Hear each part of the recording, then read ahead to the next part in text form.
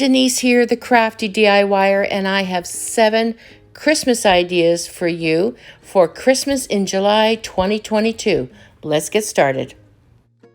I really liked the rustic look to this frame, so I'm going to put a Christmas card in it. I think that's going to look really cute. I cut out a piece of mixed media paper, but you could use Bristol board. You could even use cardboard. You just want something stiff that you could adhere the card to. I'm using wood glue, but you could use anything. You could even use hot glue to attach this. So once that's done, I actually did use hot glue to attach the card onto the paper. Once that was done, I took a little bit of twine. Now you could get different thicknesses. I just used what I had on hand, and I hot glued the inside of that as well.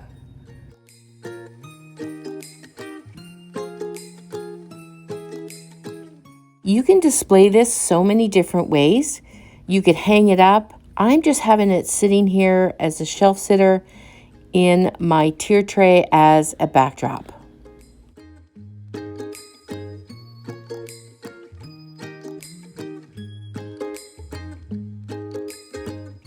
We're going to make some Christmas ornaments out of these spindles. And I put an eye hook in there, and we're just going to put some satin ribbon in there. I'm going to use some fabric. I'm going to use this cute little bird that I got from Michael's a couple years ago. And we're just going to make these. They're going to be really pretty. You can put them on your Christmas tree. But honestly, you could put these out year round. For a list of all the products that I'm using here today, you can find it in the link underneath this video. I really like the rustic look that these spindles bring and the shabby chic of the material and the pink.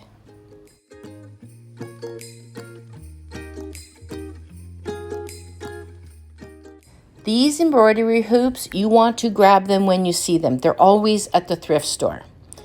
I'm going to take this cloth. This is actually drop cloth that I teared up, and I'm using this stamp set and some ink.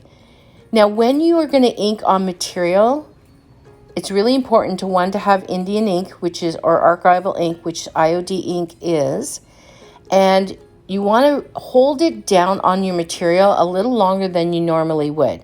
That allows the ink to really soak into your material.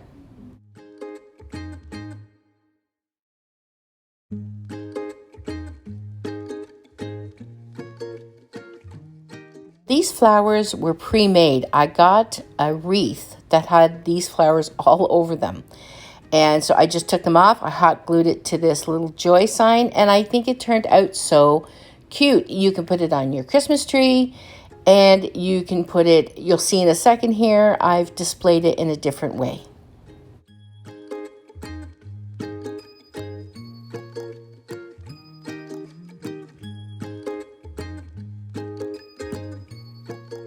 So let's upcycle these canning jar lids. I only did one for this video, and I'm going to show you how you can turn this into an ornament. So we need a backing, so I used the back of the card that we did in the first project, and I trimmed it out, and I'm using this PDF. It's a digital download. That was in our Decoupage Club box for February, so I had some left over. And I'm going to decoupage that onto the background.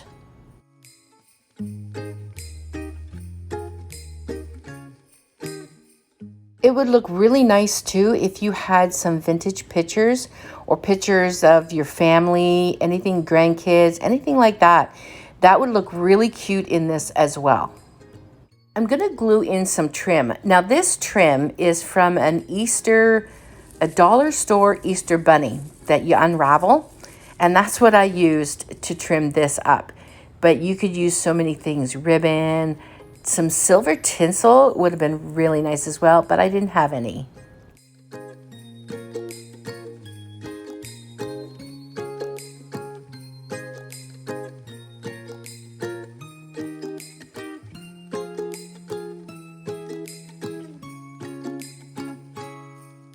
We're going to take this foam ball and we're going to wrap it in fabric. Now you're going to cut a square, and you're going to need something a little larger than what you probably think you do, because you got to really gather it up to cover the ball completely. Now I used ribbon to tie this up, but it's not tight enough. You want to use, they're not twist ties. I cannot think of the name, but they're plastic. You can get them at the dollar store or the hardware store. That's what you want to use. So once I've tied that up, now I'm going to I added this. I'm going to include this in the video because I wanted to show you sometimes things don't go as planned. I put that on there, I glued it, and I was like, nah, it's too small.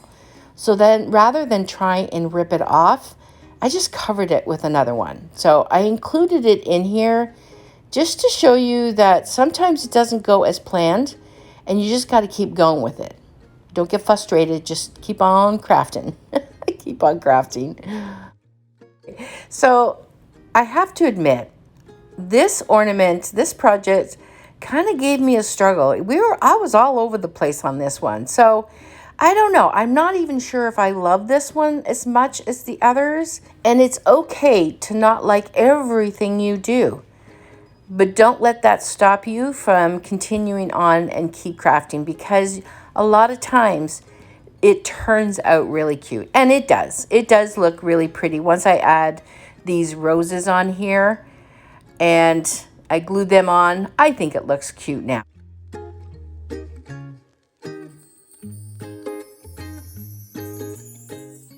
If you are enjoying this video and finding value in it, I would love it if you could give it a thumbs up and share it to a friend.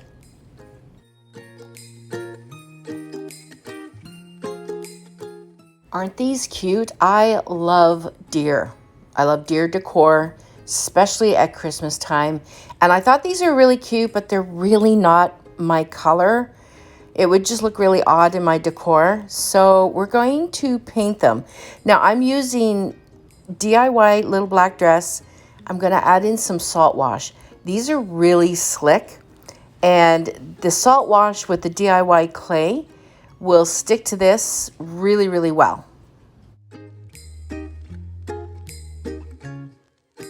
So I did 2 coats of that. Basically, it was a coat and a bit. And then I'm going to take some white swan and I'm going to give 2 coats of that. And then we're going to distress them. I'm going to use a baby wipe, and then I'm going to clear wax them, and they'll be done.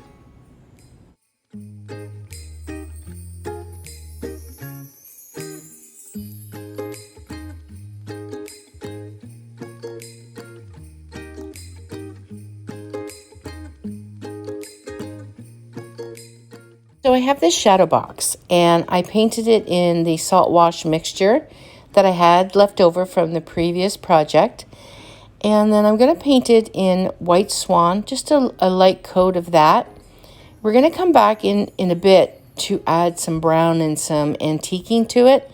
But first I want to add this sheet music. I'm going to rip up the edges so it doesn't look brand new.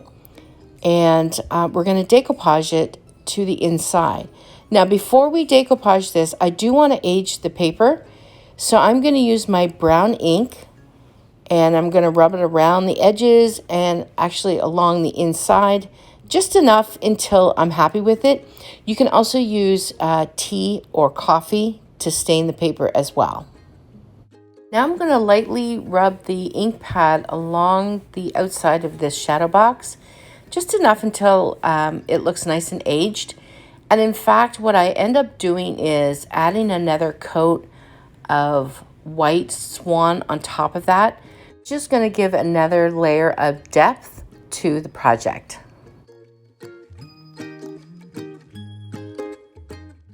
We're going to decoupage the paper to the inside, and I use liquid patina. So I put a good generous amount on there because we are using paper. And then place your paper in, and I just rub it along with my fingers to get any kind of creases out or wrinkles.